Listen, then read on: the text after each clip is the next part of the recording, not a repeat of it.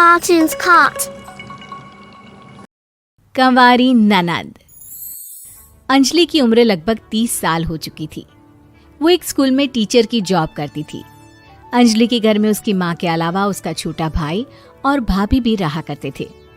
30 साल की उम्र होने के बाद भी अंजलि की अब तक शादी नहीं हुई थी। इस बात को लेकर अंजलि की माँ रुक्मिणी देवी काफी परेशान रहा करती थी। माँ, मैं स्कूल जा रही हूँ, जरा मेरा टिफिन तो दे दीजिए। अब क्या पूरी जिंदगी मैं तुझे टिफिन बनाकर देती रहूंगी? अरे कुछ सोचा भी अपने बारे में या बस ऐसे ही? क्या माँ, सुबह सुबह फिर वही बातें लेकर बैठ गई। माँ गलत क्या कह रही है अंजलि दीदी?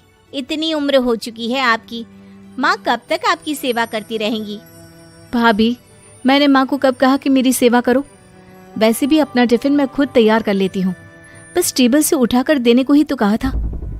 वैसे अंजलि दीदी, देखा जाए तो टिफिन उठाकर देने की उम्र तो आपकी है। आपका अपना घर परिवार बच्चे होते तो ये जिम्मेदारी आज आप पूरी कर रही होती। एक बात मेरी समझ में नहीं आती, अगर मेरी शादी नहीं हुई तो इसमें मेरी क्या गलती है और तुम सब लोग मेरे पीछे क्यों पड़े रहते हो? अरे कुछ कहना क्या पीछे पड़े रहना होता है? अपने छोटे भाई को देख, तुझसे 3 साल छोटा है लेकिन 2 बच्चे खेल रहे हैं आंगन में। मुझे आप लोगों की कोई बात नहीं सुननी, जा रही हूँ मैं। और आप में से किसी को मेरा कोई काम करने की जरूरत नहीं है, मैं खुद संभाल लूंगी। इतना कहकर अंजलि वहां से चली जाती है। शाम को जब अंजलि अपने स्कूल से लौटकर घर वापस आती है तो उसने देखा कि पड़ोस वाली निर्मला चाची वहां पर बैठी हुई थी। क्या बात है अंजलि बिटिया, नौकरी करके वापस आ गई? जी चाची जी, कैसी हैं आप? मैं तो ठीक हूँ बेटा, तुम बताओ शादी के बारे में कुछ सोचा या नहीं? अरे रहने दीजिए ना, इससे तो शादी की बात करना ही बेकार है। कुछ भी कहो तो गुस्सा करती है, बात बात पर आंखें दिखाती है। माँ, आप ऐसा क्यों कह रही हैं? मैंने कब आप पर गुस्सा किया? अरे अंजलि बेटा, तुम्हारी माँ ठीक ही तो कहती है।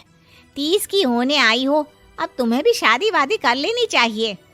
चाची जी, आप तो ऐसे कह रही हैं जैसे शादी करने से मैंने मना किया हो।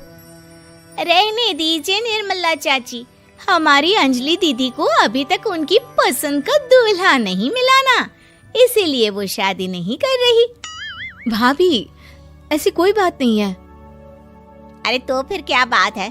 तुम्हारी माँ ने तुम्हारे लिए इतने रिश्ते ढूंढे लेकिन तुम्हें कोई पसंद ही नहीं आता। क्या है ना चाची जी, हमारी ननद रानी नौकरी जो करती है, ऐसे ही थोड़ी ना किसी को पसंद कर लेंगी। अरे भाई, नौकरी का घमंड है तो बात अलग है, कोई और बात हो तो बताओ, कोई रास्ता निकाला जाए।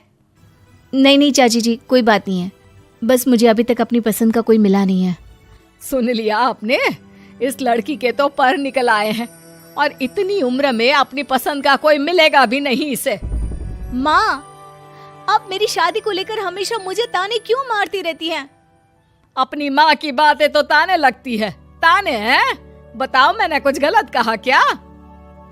देखो, ये सब छोड़ो, मेरी दूर की बुआ का बेटा है, उसकी अभी शादी नहीं हुई है, उम्र होगी कोई 34-35 साल। आप कहें तो बात आगे बढ़ाऊं? अरे हाँ, क्यों नहीं, ये भी कोई पूछने की बात है। अरे जल्दी से लड़के को यहाँ बुला लो।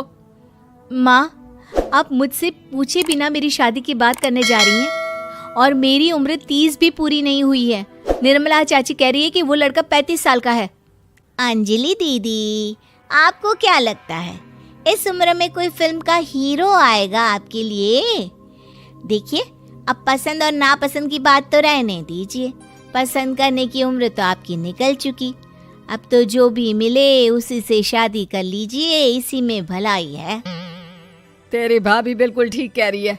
अब जैसा रिश्ता मिले उसके लिए हाँ कर देना, ताकि हम भी गंगा नहाए। ठीक है, चलिए मैं उस लड़के को कहती हूँ, वो कल ही अंजलि को देखने आ जाएगा। अगले दिन निर्मला चाची के दूर का रिश्तेदार अंजलि को देखने उसके घर आता है। उसका नाम था अजय। अंजलि जी, तो आप नौकरी करती हैं, वो भी स्कूल में? जी हाँ, मैं स्कूल में टीचर हूँ। हमारी बेटी बहुत होशियार है। अरे पढ़ने लिखने में इतनी होशियार है, इसीलिए तो इसकी नौकरी लगी है स्कूल में। हाँ ठीक है आंटी जी, जरा मुझे भी तो बात करने दीजिए आपकी बेटी से। जी पूछिए ना, क्या पूछना चाहते हैं? अंजलि मैडम, ये तो बताइए कि आपने अभी तक शादी क्यों नहीं की?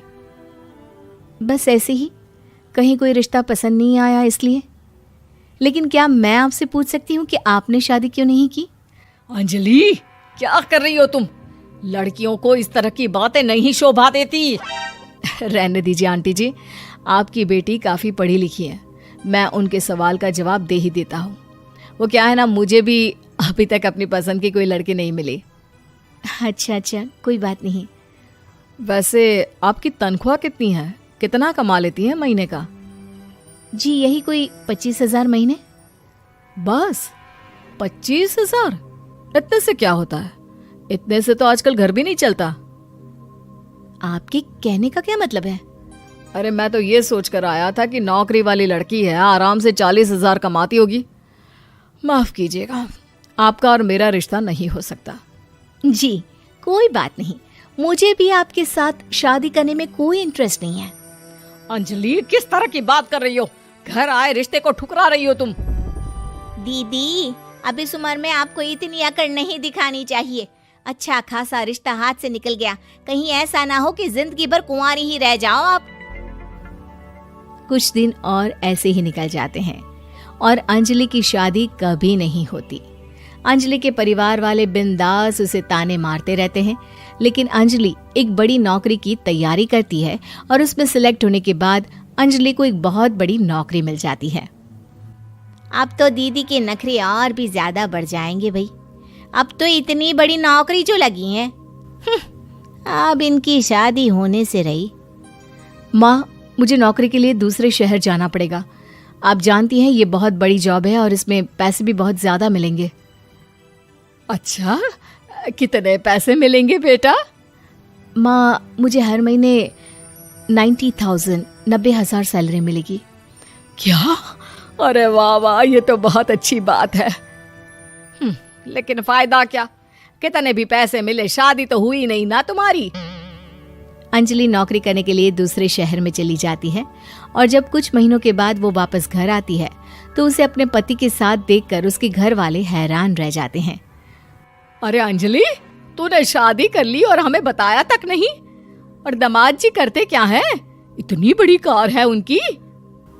माँ, मैं आपको सब कुछ बताना चाहती थी, लेकिन आप सबके ताने सुनकर बहुत दुखी हो गई थी और इसलिए मैंने अपनी पसंद से शादी कर ली। मेरे पति मेरे साथ ही ऑफिस में नौकरी करते हैं और बहुत बड़े अफसर हैं। और एक बात बताऊं माँ, आज मैं बहुत खुश हूँ।